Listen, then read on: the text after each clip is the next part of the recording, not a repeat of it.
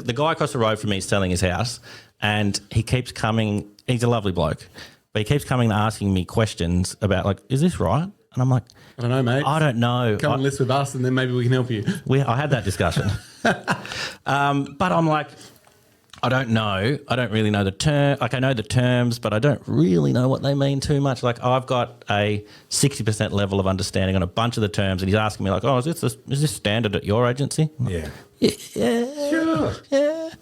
Going once, going twice, sold.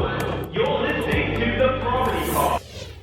All right, guys, welcome back to the Property Pod, your weekly engagement into real estate here in the Hobart Marketplace. I'm your host, Aaron Horn, and it gives me a stack of pleasure to be joined by superstars of real estate here in Hobart and around Tasmania, Patrick Berry and John McGregor. Welcome back to the desk, boys. I'll always take that description. Why not? Superstar is like, you could be a superstar in any field. Last week, I think we were talking jackets. The week before that, we were talking something else completely. And I'm out there. simple. If someone knows my name, I'm just excited.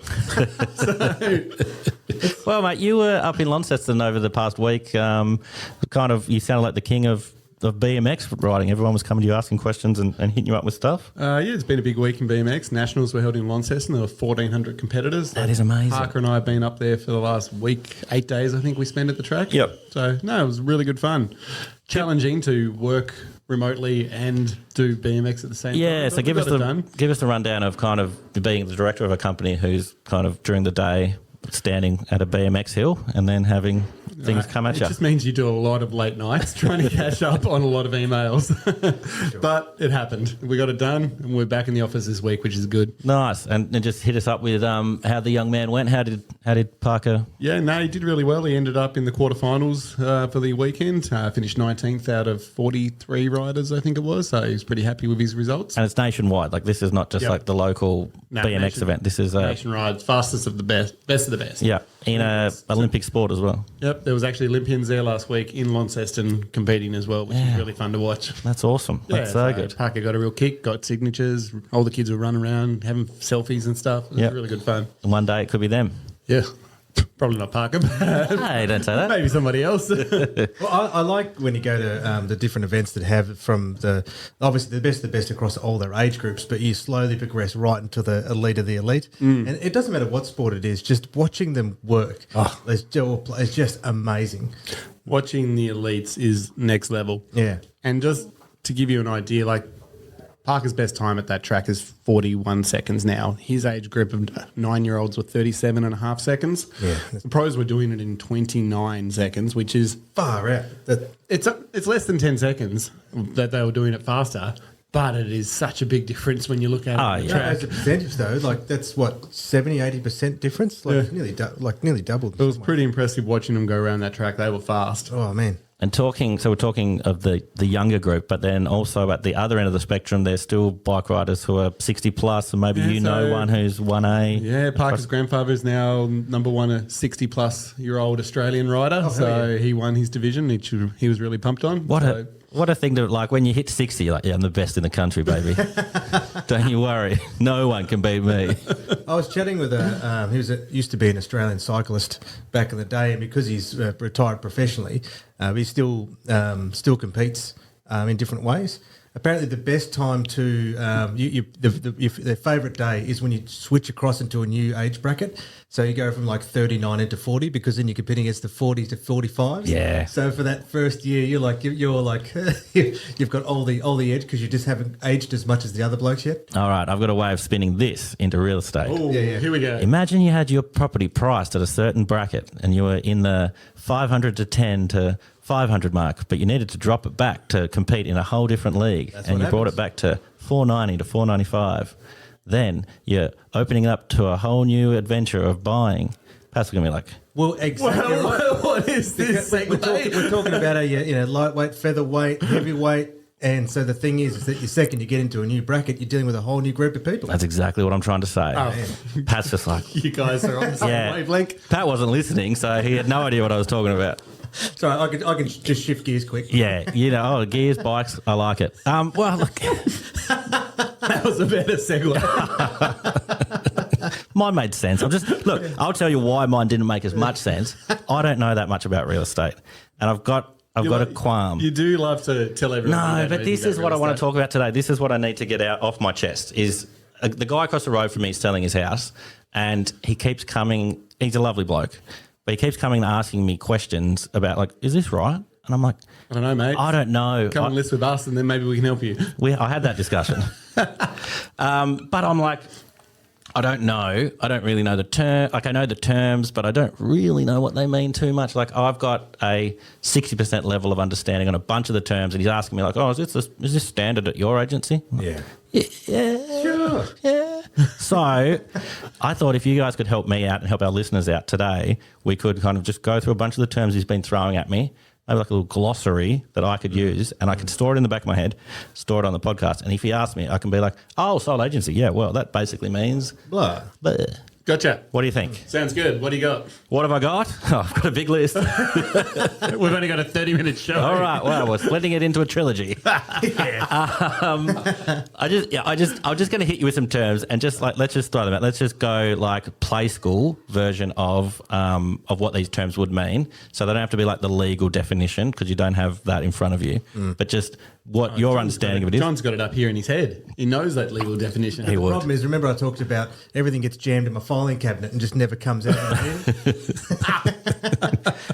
right, what's your Well, first get out some term? WD-40, baby. We're going to open up those files. Let's check it out.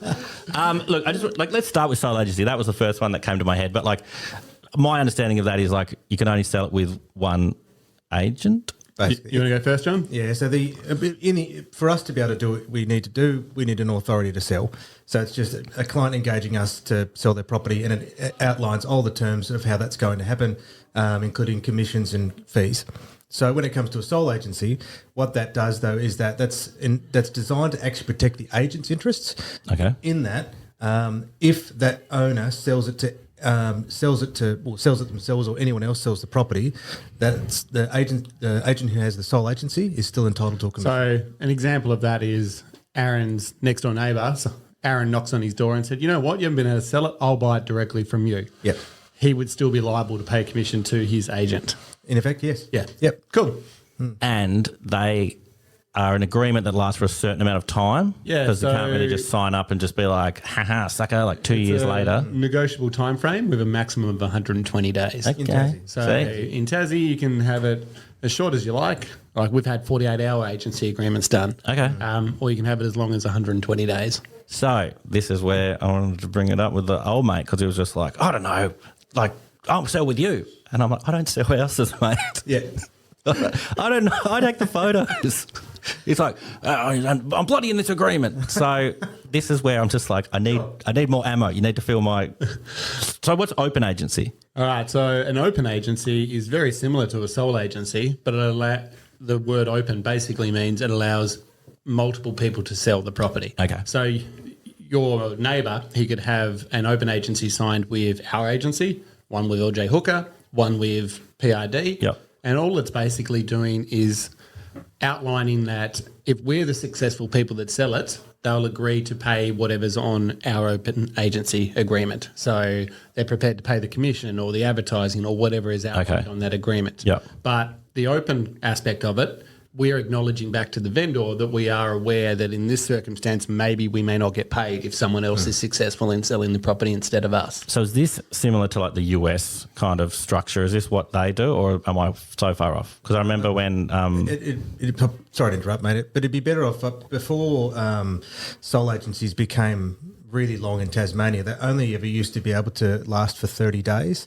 Okay. So what used to happen is that you could only have exclusive agency or sole agency for 30 days, and then what would happen is that they would shift into the open agency, or they call it multi-list. So in America they call it multi-list. So the listing agent is still entitled to a commission because the owner is the one that would be paying the commission to either party. Yep. It just enables it to open up that other agents can introduce buyers.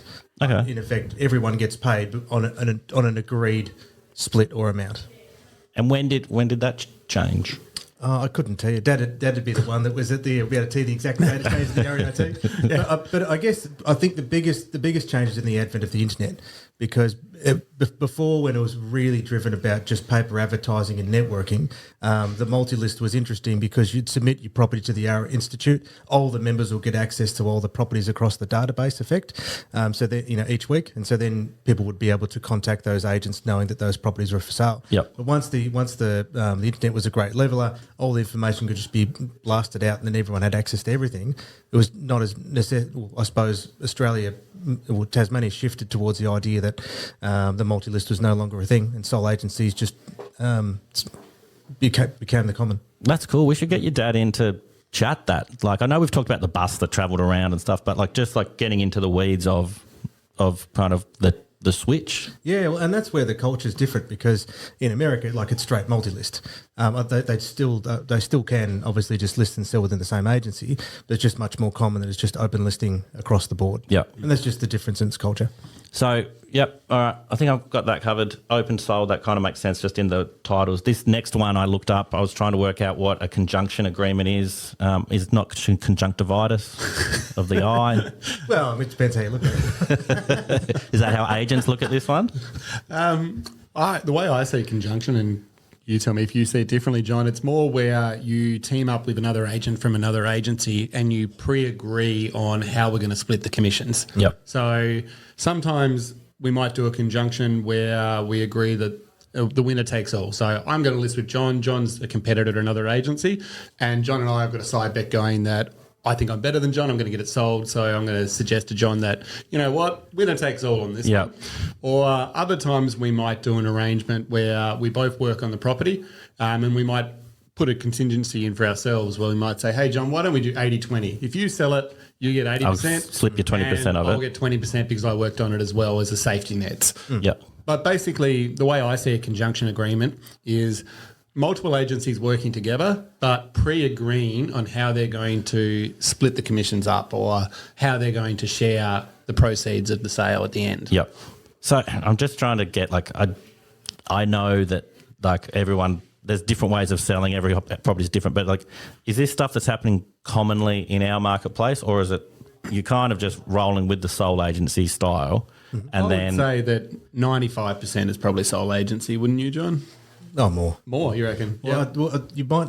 The other thing too is the conjunction agreement is important because the purpose of the sole agency, like we went back to, is that the owner who engaged the listing agent is entitled to 100%. So regardless of who sells that property, the listing agent's still entitled to 100%. So Yep. you have to create a conjunctional arrangement that has that agreement that says, no, the listing agent isn't entitled to 100%. This is the new split. So that's the purpose of it. It's just, really just making sure that everyone's on the same page before they go working on a project. yeah, and look, if you The other thing too is that, so back in the States, is that the commission rates are far higher. So they're often 4, 5, 6%, whereas in Australia they're, depending upon your price bracket, 1, 2, and 3%.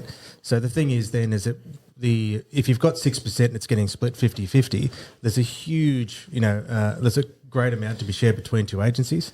But if you're doing 50-50 on some smaller commissions, like, it's very, very hard to maintain that business. Yep. So that's why the realistically, it's probably monetarily driven more than in many ways, because there's just the shared amount is just not as high in Australia as it would be in the States. and you got to eat. That's it. Gotta make bread, baby. All right, so while we're in this little commission talk, I don't know if this is like talking out of school, but We did say trilogy. It's not on my list. The idea of a fixed commission and a percent commission, you mentioned percent. This is one that the guy across the road keeps asking me about. It's like, I don't reckon he's motivated to sell because I told him I'd just give him the fixed commission. And I was just like, I don't know, dude. I don't know how that side of things work. I'll just nod my head and agree. Hit me with the inside goss on this. So when he asks me, I know what to say. Well, I think it's more so incentive. So if you've got, if you're using a real estate agent that would represent you on the sale, the case is to be made is that, look, by what we can do for you, we can have a positive influence on the price for you by our skills, networks, experience, negotiation, marketing, all that stuff. Yep. So the idea being then is if we work on a commission base, the higher price that we're able to achieve for you, the higher amount we're able to be be paid. Yep. So on a fixed price, the argument would be, well, look, we can just get the transaction done, but the other thing we're going to be motivated by is getting you to sign that contract so we can get paid and get out of here.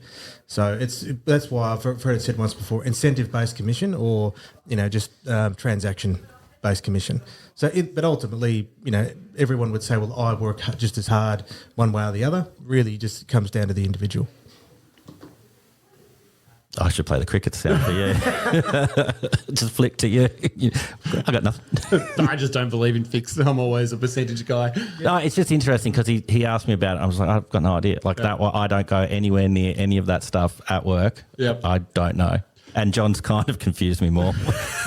No, he hasn't. He's spot on with what he said. No, I know what he said. He's right. But in my little brain where I'm like, oh, what am I going to tell that guy? Look, you're going to tell him that the guy his motivation shouldn't change being fixed or percentage based. He's a real estate professional and it shouldn't make a scrap of difference. You'll be is the answer. Thank you so much. That's all I needed to know. There you go. Saved it. Perfect. That works. But getting into this kind of getting the right amount of money for your property, this is where some of the marketing terms, like it always used to be like a buying range, I think, or like, I guess, like, can we just quickly go into kind of the terms that we'd use for, like, I know offers over is out there all the time. There's buy negotiation, expressions of interest. Can we just quick fire a bunch of these? Sure. Well, offers over is an easy one. Yep. Sometimes written as O/O. So we have some people that will ask us, what does O/O mean? Yep. It basically is shorthand for offers over. Yep. It's effectively saying that if it's offers over 500,000, we're basically saying the owner will consider any offer over that price. So we're not saying They will definitely accept. Definitely accept that because there's other factors like terms of the conditions, timeframes, finance clauses, things like that. Yep. But it's saying that if you're in the market for a home and you've got, 510,000 in your pocket to spend, this property's worthwhile having a look at effectively. Yep. What's your next one? What is my next one? Do you want to go buy negotiation? Yes. What does buy negotiation mean? Well, by negotiation, expressions of interest, it all comes down to the that there probably is a price that they have in mind at the that they would take. But the first thing is more so is that, look, we are opening up to the market to go, look, can you bring us some interest because that expectation could be below, it could be higher. And at this point, though, we just need some feedback from the market. It can be normally used as well or sometimes used in something that's a little bit unique. Like if it's not a cookie cutter house or on a cookie cutter block of land. That's hard to price up. For us to say to an owner with confidence that, yes, this house will get 500,000. Yep. So maybe it's got a really unique feature that nothing else in the area has. So we might look at doing the buy negotiation for that reason. We also might look at auction as another option for that sort of arrangement. Yes, I don't have that on my list. I know what that is because I've watched the blocks. So there you go. I'm all over those. I think pretty sure everyone knows what auction is. I guess the buy negotiation or expressions of interest is a soft approach to an auction. It's like getting that research without actually having the auction date as such. Yeah. And I guess one thing to keep in mind is that a lot of these different marketing terms, unless you've got a fixed price, ends up just being a way of introducing the property to the market in order to create interest, to create interest and create negotiation. Where it comes, I suppose, the auctions, it's to me, I really look at it more so it would be an asking price or an auction in many ways, because with the auction, obviously, you see it on the block, you don't know what's going to happen. The competition gets created by the buyers themselves, and it's just a matter of how much more do you need to pay? More than that person over there. Yep. So then any other one offers over buyer inquiry range, buy negotiation, all that kind of stuff. In the end, it's just because you've got the absence of this is the exact amount that I'm going to take. So then it's all right. Well, how do we position it in a way that's going to generate interest, and then to find out where the market's going to be for you? Yeah, for sure. No, that all totally makes sense. I guess, like I remember when Mum and Dad were buying their house years ago, it just had a range, and that just seemed to be the normal thing because you'd look up and be like, oh, wow, it's like in this area, but that seems to be even then not as used. That was designed by a bloke by the name of David Pilling back in the 90s, and with again his theory was, okay, let's just those days let's just say a house was $200,000. He said, well, if you enable the interest, between, I think at the time was 20% below and 20% above, that's probably where, buyers will be for a property like yours. Yep. And so by opening it up to those numbers, it's just people will go, well, I might not looked at that price, but I'll look at that price. But actually, I probably would pay that price now that I've, Now I've seen it. Now I've seen it.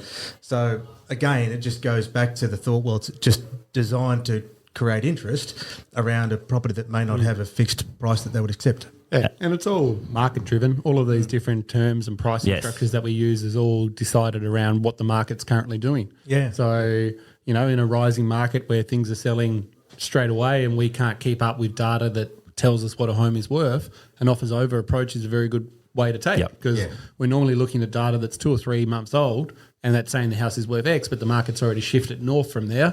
So by doing offers over, we're basically saying, well, 3 months ago the house is worth X, so we know it's here somewhere. Yep. Tell us what Tell us what you think and what you'll pay. But a buyer inquiry range, or a BIR, as John was just describing, could be really good in a market where there's not as many buyers around and we're trying to open it up to get more people to come and Yep. see the home. So just different approaches for different markets and different speeds that we're working in. Yeah, no, for sure. It's just one of those things. I looked up a list earlier and I was like, oh, I don't know what that is, but I do know what it is when it's explained to me. Yeah.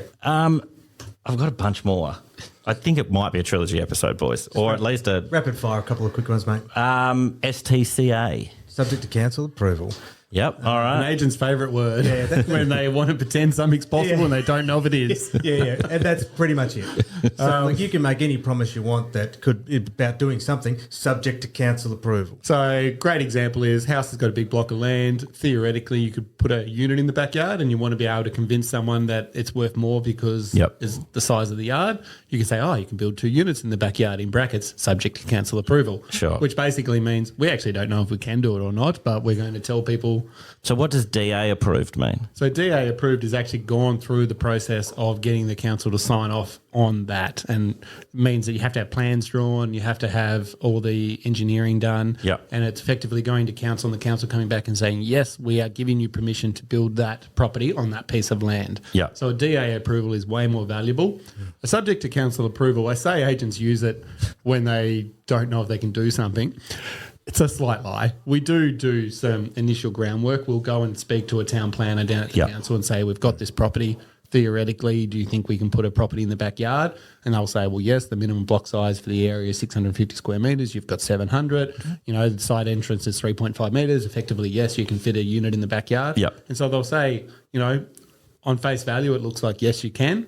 And then that's when we would go and put You're not selling snake oil and being just like, yeah, man, you could put a 5-story Well, you could. mega subject tower to there. council approval. Yeah. So this is where we differ. John and I, we will go to those extra steps. Yes. I hope other agents in the industry do, but I do see some questionable ones that come online and I think that doesn't look like it fits any of the criteria required. You could think of it just as a disclaimer. Yeah. So I guess my only tip is if you see subject to council approval, whatever they are promising, probably go talk to council. Gotcha. And just ask the question. Yeah. Because most councils, you can just walk in off the street and ask to talk to a town planner. They'll bring up that property on the screen and they can give you a bit of info straight away if they think it's possible. Just before we turn any further from this, does the plan build, does that help with any of this stuff, that Plan Build Tasmania, that site? Well, what that does is give you the map overlays. So it won't do much more than the problem is it'll identify what those things are, but then you've got to then figure out what those things mean. Yeah. So that's. But I think in the future the plan is for it to be.